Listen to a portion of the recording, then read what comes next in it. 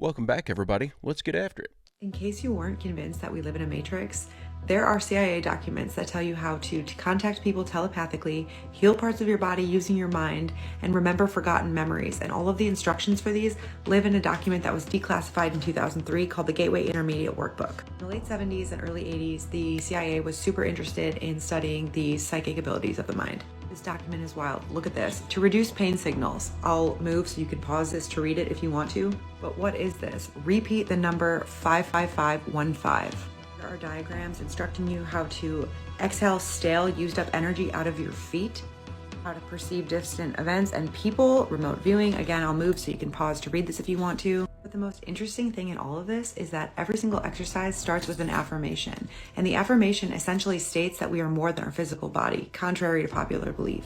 Not only that, but the affirmation also asks non-physical entities for their protection. This document was part of the Gateway experiments. I put the link of that in my bio if you want to read the full document. Let me know what you think in the comments. Is there more to this, or was this a waste of resources? And follow for more like this. This is fascinating. This book, I've read through probably 4 or 5 pages of it. It's really interesting. I will leave a link in the description so that you can go check it out yourself. I can't help but wonder whenever I see stuff like this, these documents that get, unredacted and released to the public. I can't help but think, is this some sort of a psyop? Are they just releasing this stuff to make it look like they have more information about these otherworldly things than they actually do? Is it just an attempt to stir up the conspiracy theorists and add to the mystery of the CIA? The higher states you go into, time-space starts disappearing entirely. You can go so pulled inside that there's no sensory input, and you recognize that's the real reality. And it's kind of shocking sometimes to come back into this, because you sit there and laugh and say, yeah, this is not real. At the same time, it's absolutely real. Yeah. And that's the balance of recognizing it is a stable reality to some extent, and I am destined to go through this. Yeah. But you have this perspective now that I am that which is untouchable by time and space. I think what he's referring to is the astral realm, or the spirit realm, that you can get to through astral projection, near-death experiences, or simply passing on and going to there, and that's our actual real reality. There is a concrete reality here that we're experiencing, but it's not our true self, it's not our true existence, it's just a subset of it. Well, what if I told you that I can prove to you in 1 minute's time that giants do exist? So first of all, you've probably seen a lot of photos like these ones showing, actual giant skeletons. Now, of course, there's a lot of people that get pretty angry about these photos saying, oh, why do they get so angry about these photos? Well, because they're fake. And they are fake. But let's take a look at the real ones. So first of all, let's have a look at these 6.5 foot femur bones. Now, these were literally confirmed as real by archaeologists, so this isn't fake. But of course, these were deemed as being dinosaur bones. Now, I can't help but think, and I see a lot of people say the same sort of thing, you see all these giant bones, how come everybody just instantly assumes, oh, it's a dinosaur? Now, of course, that's one thing. Probably is a dinosaur, but, it's just an example. Take a look at this mummy, Cap d'Oie from the 1600s. A two-headed mummy. A two-headed mummy. What? Nah. Yep, this thing was alive back in the 1600s. I mean, it's possible to have two heads. Pretty rare, but you could. Not when you find out that they were over 12 foot tall. Now this is on display in a museum, and again, has been confirmed by archaeologists and physicians and scientists, so this is real again. Now, if this doesn't prove to you giants did exist at one point or another, I don't know what the flip will. This giant skeleton was discovered in Ecuador, and is 100% guaranteed to be real as well. Do you want to know how tall this one was? 23 feet tall. But they haven't confirmed that it was a giant person. They said it is an ancient giant sloth. Now, of course, there are tons of other examples of this. Giant footprints found in South Africa. All across the world, these other things which have been found. But yeah, I want to know your thoughts in the comments down below. Did giants used to exist? Make sure you hit that follow button and I will keep you updated. So I absolutely believe that giants existed. I think it's really interesting that the two-headed 12-foot tall giant that he talked about, but the 23-foot tall giant that they supposedly found the remains of, that did look like it was not human bones. So I would say it probably is more likely a giant sloth. We now know there's a formula that when a person takes all of their attention off their body, all of their attention off the people in their life, all of their attention off their things they own, their cell phone, their computer, their car, every object or material thing, and they find the sweet spot of the generous present moment, then they're disinvesting all of their attention and energy out of this three-dimensional reality, and they're moving in the opposite direction towards the unified field. And now, when they become nobody, no one, no thing, nowhere, and no time, they have to pass through different layers of emotions that have memories, different frequencies that's carrying different information, and they got to pass through these layers that have become their identity. That is the moment you are pure consciousness, and you're making a choice to go to a field where all possibilities exist, the unknown, quantum field. This stuff is absolutely fascinating to me. This is currently what I'm hooked on as far as what I'm constantly thinking about and researching is astral projection and trying to get to this spirit plane. I'm not somebody who's had successes in the past whenever it comes to meditating and things, but it's something I'm working on. Y'all do me a favor. Sorry, I should have transitioned there. If y'all don't mind, do me a favor. I have to remove all of the music from these clips and add my own music, but I use the same music in every video, and I would imagine after a while it starts to get aggravating hearing the same tunes over and over. So if y'all wouldn't mind, leave me a comment down below and let me know if the music's starting to get on your nerves. If so, I'll change it up. Hey, if you're enjoying this video and you like this kind of content, I make a new one just like it every single day. It would be awesome if you'd hit that subscribe button and come back tomorrow to join me. Are you familiar with the Adam and Eve story? I'm not talking about the story in the Bible. I'm talking about the book written by Chan Thomas that's part of this declassified document by the CIA. Chan Thomas was an electrical engineer that also claimed to be psychic. And essentially he talks about how every 6,500 years, a cataclysmic, life-ending event happens on the Earth.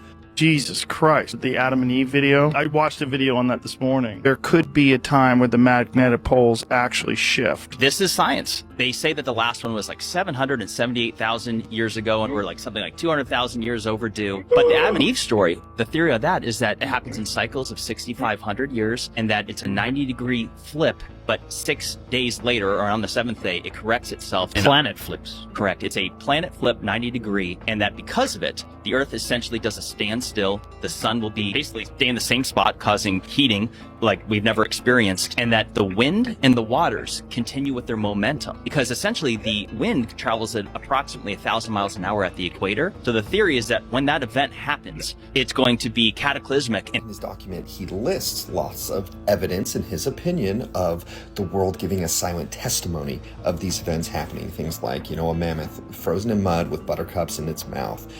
You have the end of the work that just stopped in the prehistoric city of Tiahuanaco in Peru around those years. He talks about the uninterrupted evolution on the Galapagos over 11,000 years.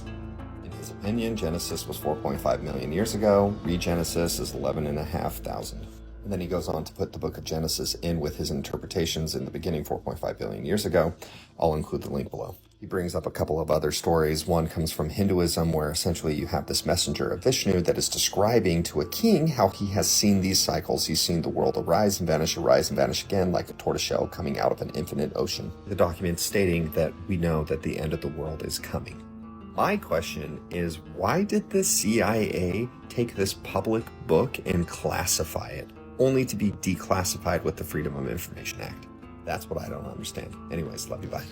This one makes a little bit more sense to me. If this guy was a well-respected individual and released this book and it took off and got public notice, then it would have people freaking out because everyone would realize that there's a potential possibility that the Earth is going to one day and kill everybody. I could definitely see them looking at that as, in the interest of the public, we're going to pull this from the shelves. Don't agree with them doing it, but I can understand it. Say the weird thing. You ever think that maybe vampires just need plasma in the human blood to survive? So, because they're immortal, right? They open up a bunch of plasma research centers and they come up with some noble cause like medical research, and people flock in and donate blood plasma. But realistically, that's just what the vampires want. So everyone's just flocking to donation centers. for a couple bucks, and they're inadvertently feeding vampires. I don't know. I came to me a while back. I like this theory. I don't believe it.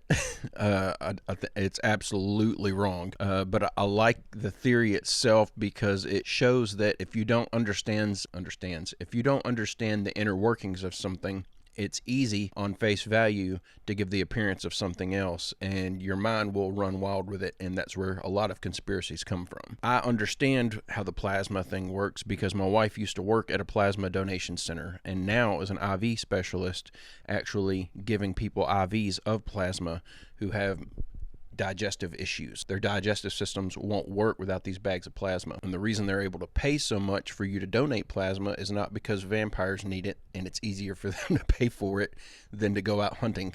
It's because some of these bags of plasma cost $20,000 to $30,000 for a bag. The stuff's highly valuable. In China, they have successfully combined human genes with monkey genes and have started growing babies. Like, are they like denim? What? But like they said, like Spain and American scientists are like coming to China to like observe it because it's illegal. Illegal. Well, let's get in on it. The whole point of it is to grow them so that they could harvest human organs for transplants and stuff. So are you saying this is kind of like the technology that we talked about previously, like them just making humans, but they're taking the ape DNA and human DNA. Yeah. They're taking that same technology, but doing it with animals. Yeah, and they successfully grew it. I think it's happening naturally, like they're getting these monkeys pregnant. It's possible, but they were successful and they killed the embryo after it being alive for 20 days because they're like, well, we don't actually know if it's going to have like a human brain because you can't control like what organs will grow. It's a bad time to realize that. Yeah, it's like, Yeah.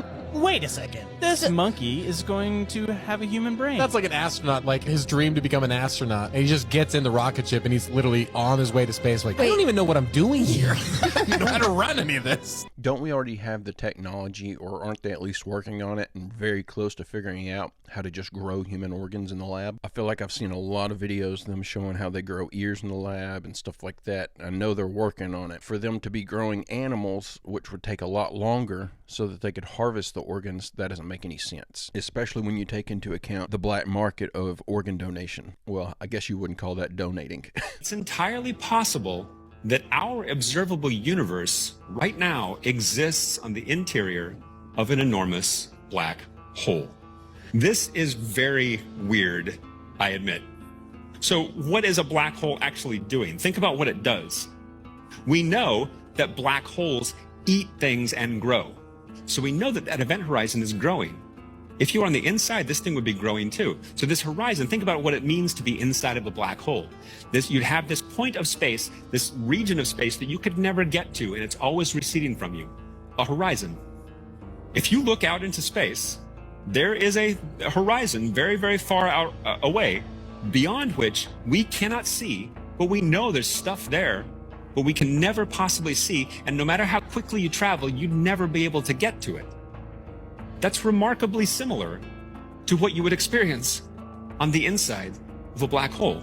Well, the way he explains that makes it sound as if that's the only explanation, is that we're in a black hole. But that would mean that we're in a black hole that contains an entire galaxy with other black holes in it. So I don't know if that's even possible because we don't know what lays beyond the horizon of a black hole. But it's a very interesting theory, and the guy was making a lot of sense. A man found a Bible from 1775 and made some shocking and startling discoveries when reading it. Check this out. Anybody who knows me knows that I'm not that much of a religious person, but I was reading a Bible from 1775 today, and guess what I found out?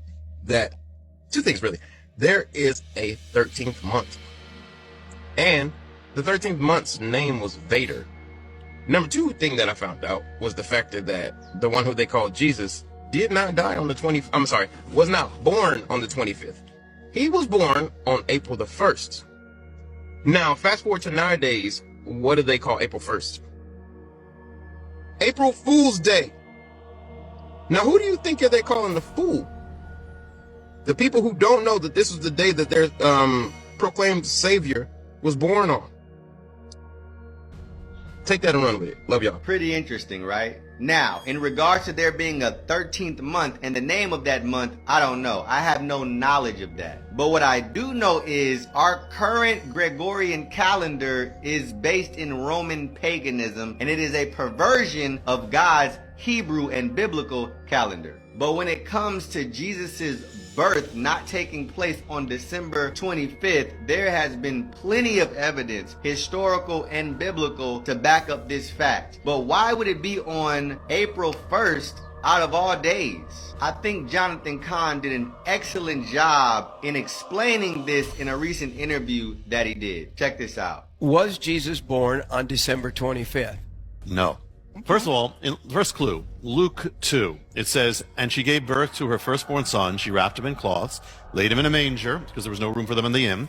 In the same region, there were some shepherds staying out in the fields, keeping watch over their flocks by night. That alone is a clue right there. The rabbis say in the Talmud that shepherds would only be out in the fields around March until the next rainy season. If you've been to Israel in the winter, it does get, I've been there when there's been snow. They're not just keeping their sheep in the pens. They're out in the fields and at night, which is very strange. Why would they be out in the fields at night? So there is one time of the year that shepherds would especially be out with their flocks at night. Only one. That's in the springtime. Why are they watching their flocks at all hours? Because shepherds during one particular time do that. It's when the sheep give birth to lambs. In the lambing season. That's the only time. That's where they're watching at any time of day, any time of night. They're watching for any birth. That's the only time. And when would that happen? Lambs are only born at a certain time of the year, not like us. They can only be born in a certain season.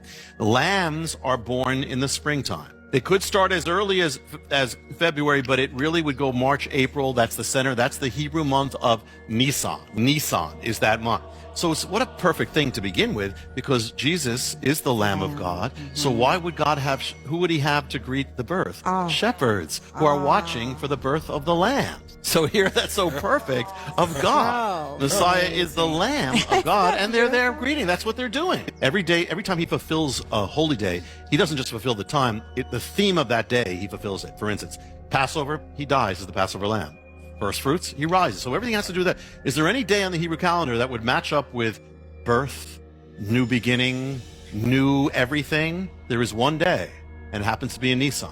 And the one day is Nisan 1, which is the very beginning of the Hebrew year. The very day that begins everything. It's the real New Year, though most Jewish people think Rosh Hashanah. Yeah, is Rosh Hashanah. It's not. The real New Year of God is Nisan 1. It's the day that begins the calendar. It changes the calendar. The old calendar is gone. The new calendar begins. What does Messiah's birth do when he comes to this world? He changes the calendar. The whole calendar is changed BC AD, and there's one day in the Hebrew calendar that matches that, and that's Nisan 1. It's the calendar changer. So there it is. God's feast days in the Old Testament are so significant because they are all types and shadows pointing to Jesus and revealing hidden things about Jesus. So if we throw it out, we're throwing out Jesus himself, which said that he is the law of Moses. And this is a perfect example of why we need to understand the Old Testament and why God tells us to keep his feast, not Jewish feast, but his feast forever. I pray this message blesses you. Shalom, and see you next time. So I try not to get into too much religious stuff on here. I wouldn't consider myself a religious person, but I find it fascinating whenever you come across stuff like this that's been changed and hidden from us over time, because there has to be a point behind it. They wouldn't just change this stuff. It would be common knowledge.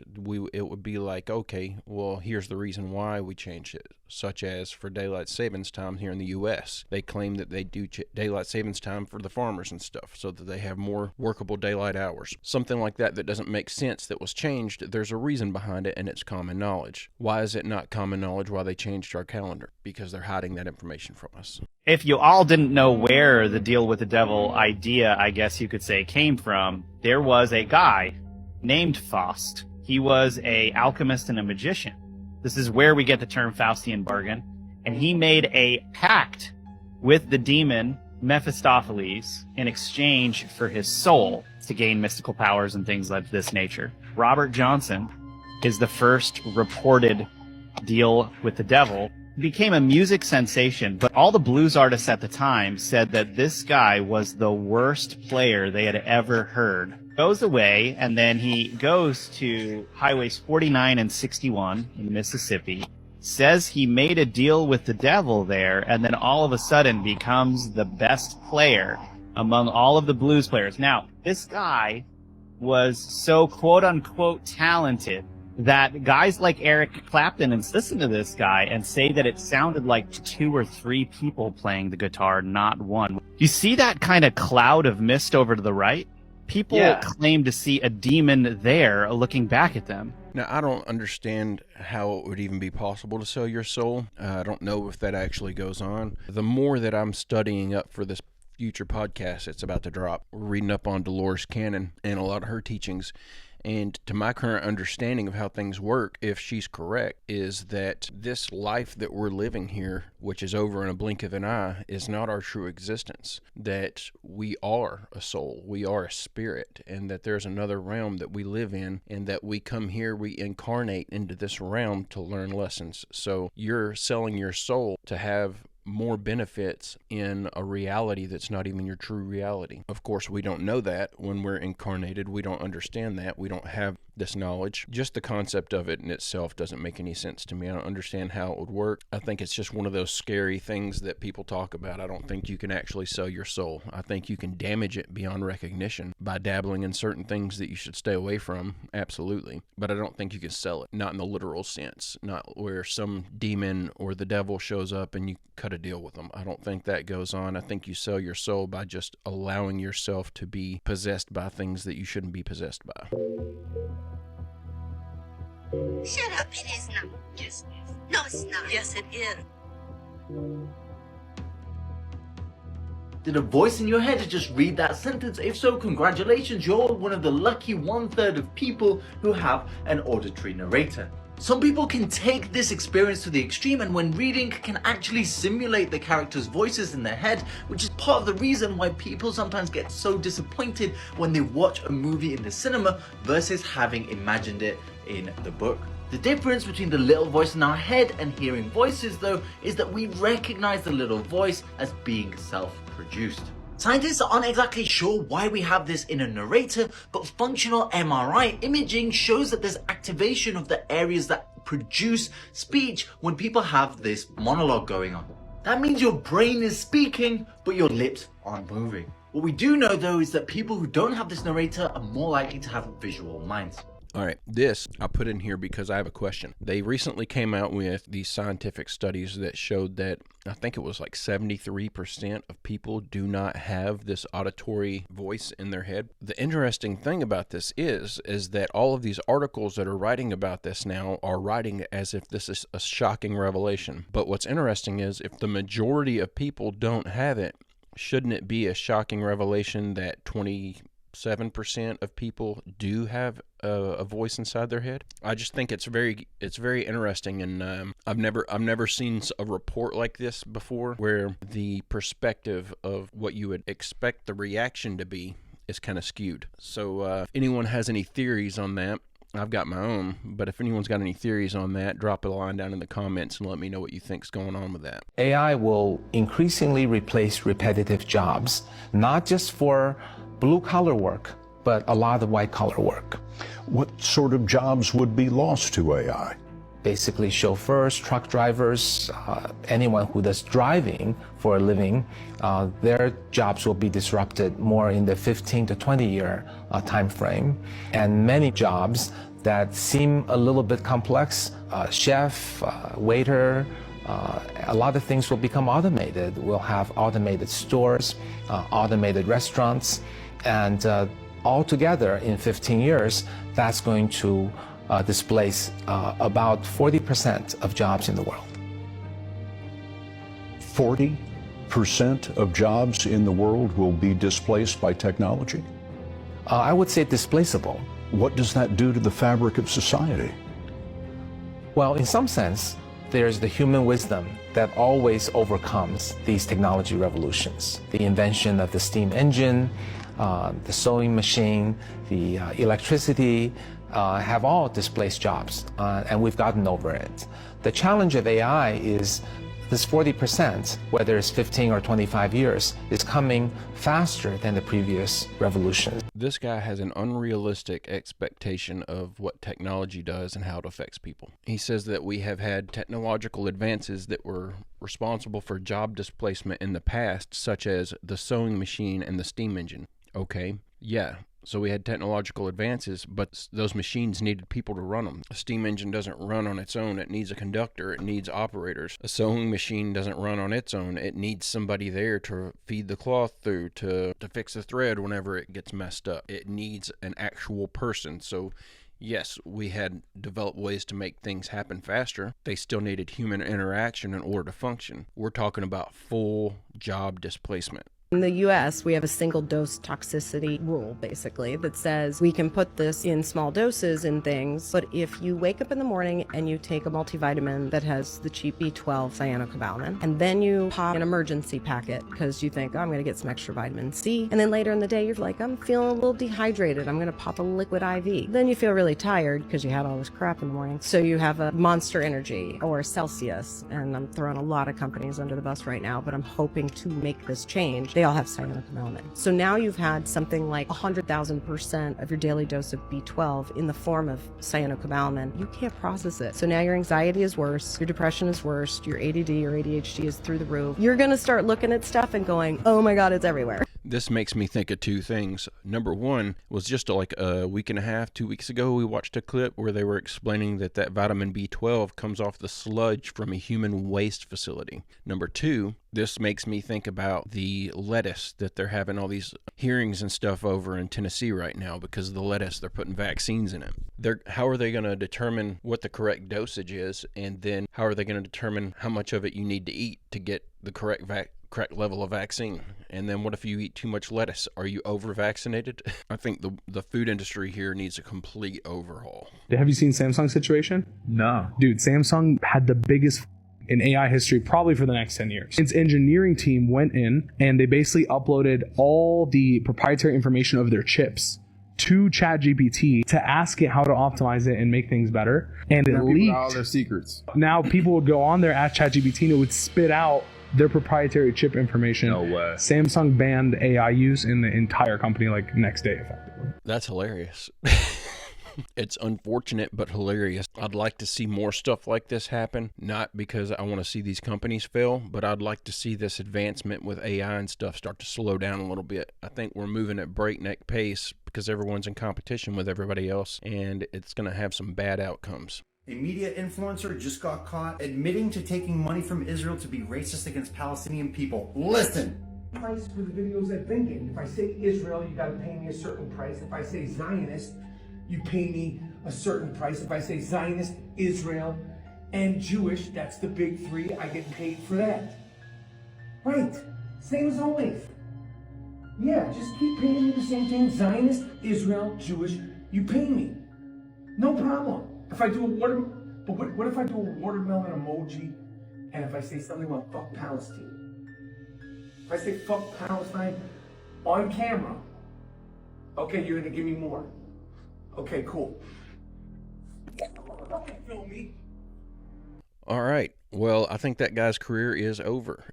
Yeah, that was absolutely Michael Rappaport. There's that guy be hard to impersonate, and he's got such a recognizable voice, stature, very odd-looking man. You can spot him in a crowd easily. Yeah, I think he's done. There's no explaining that one away. I don't think unless he can somehow convince the world that this was some bit and that he knew who filmed it and that they were just putting on a show. But what would be the point of that show? What would be the point of that bit? But guys, I'm going to go ahead and end the video there. I hope you come back to see me tomorrow for the next upload. I hope everyone has a great, safe, fantastic rest of your evening, and I will see you tomorrow.